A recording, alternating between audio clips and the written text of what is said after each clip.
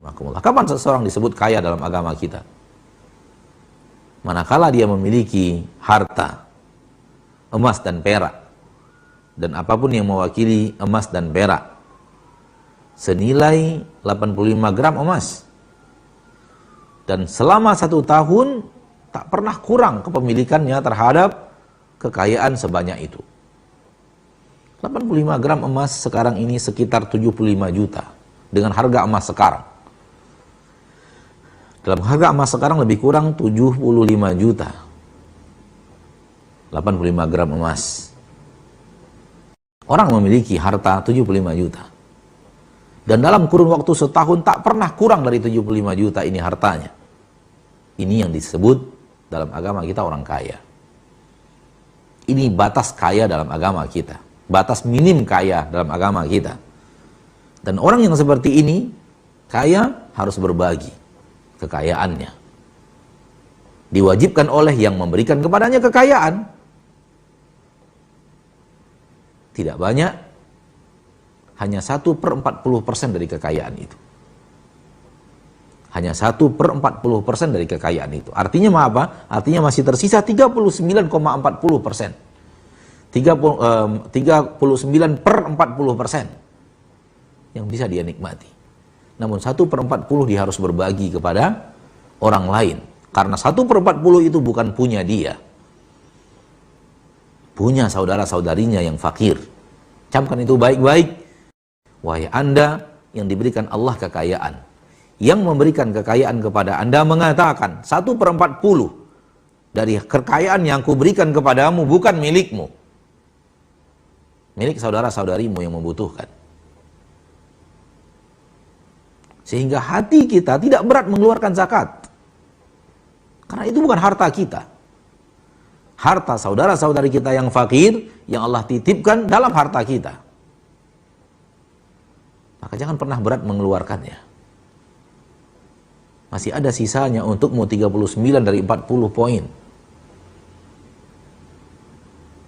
Masih terlalu banyak yang Allah sisakan dibanding yang Allah perintahkan untuk dibagikan.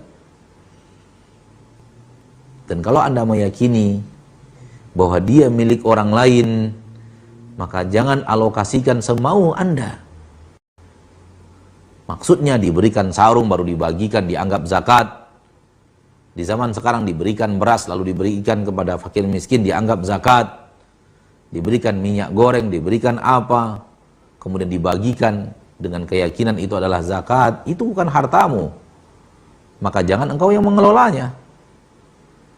Itu harta orang lain yang Allah titipkan dalam kepemilikanmu. Serahkan kepada orang yang berhak memilikinya, biarkan dia yang mengalokasikan untuk apa dia gunakan.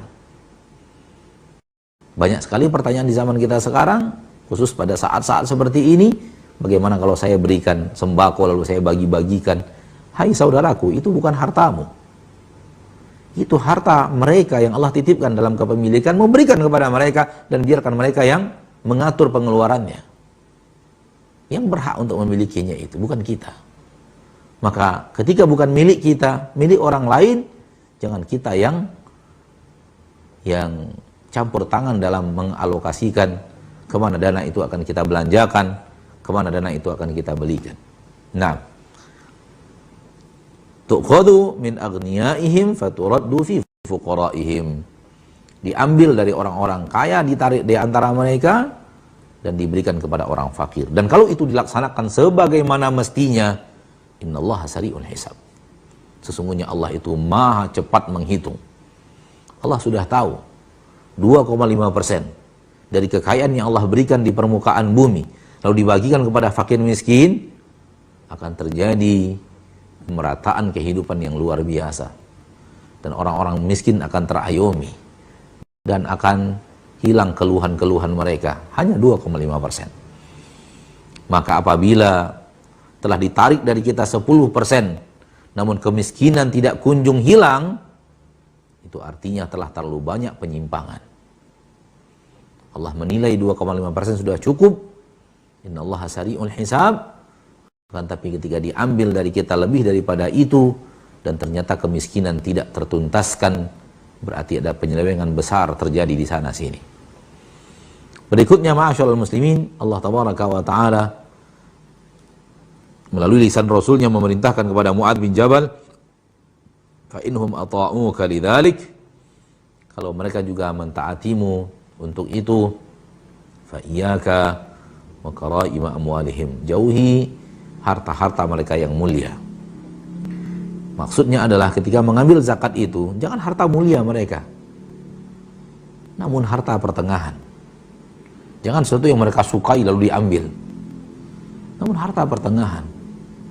Tidak harta yang sangat diinginkan oleh pemiliknya untuk dimiliki, dan juga tidak harta recehan dan harta buruk dan itu yang akan mereka berikan. Tidak, tapi diambil di tengah-tengah. Wallahu ta'ala alam. Wattaqi da'watal mazlum, jauhi olehmu doa orang yang dizolimi. Jangan sampai zolimi mereka. Maka seorang da'i berusaha untuk tidak menzolimi siapapun. Berusaha sekuat tenaga. Dia akan berhadapan dengan orang banyak. Dia akan berhadapan dengan orang yang membencinya. Dia akan berhadapan dengan orang-orang yang dia dakwahi. Dan apabila yang dia dakwahi itu sesuatu yang tidak sesuai dengan apa yang dia inginkan diinginkan oleh yang didakwahi, akan keluar kalimat-kalimat yang tidak enak. Keluarkan kalimat-kalimat yang tidak nyaman untuk didengar. Keluar sikap-sikap yang tidak pantas untuk dikeluarkan kepada para dai tersebut. Tahan, sabar. Dan jangan sampai menzolimi mereka. Fa innahu laisa bainaha wa bainallahi hijab. Karena doa orang yang dizolimi tak ada hijab antara dia dan Allah. Dan ini apa yang dikatakan Nabi kepada Mu'adz ketika Mu'adz akan pergi kepada orang kafir. Apalagi orang muslim yang berdoa kepada Allah yang dizolimi. Ya, menzolimi dilarang, terutama seorang dai. Karena akhlaknya akan diperhatikan orang, akhlaknya akan dijadikan suri tauladan bagi manusia. Dan apabila seorang dai rajin menzolimi orang lain dengan lisannya, rajin menzolimi orang lain dengan amalnya, maka dia tidak mengikuti sunnah Rasul kita tercinta Muhammad sallallahu alaihi wasallam. Saudaraku-saudariku muslimin dan muslimat, mungkin sampai di sini bahasan kitab kita pada kesempatan yang berbahagia ini. Semoga bermanfaat. Masih di dalam dalil yang kedua dari bab ad-du'a'u ila syahadati an la ilaha illallah biiznillahi azza wajal. Pada pertemuan berikutnya kita akan masuki dalil yang ketiga. Waktu yang ada untuk menjawab pertanyaan-pertanyaan, sebagaimana biasa kita dahulukan pertanyaan yang berhubungan dengan akidah.